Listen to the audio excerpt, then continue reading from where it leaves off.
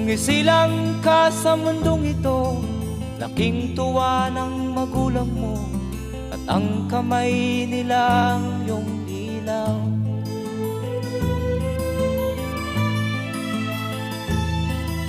At ang nanay at tatay mo'y di malaman ang gagawin, minamasdan pati pagtulog.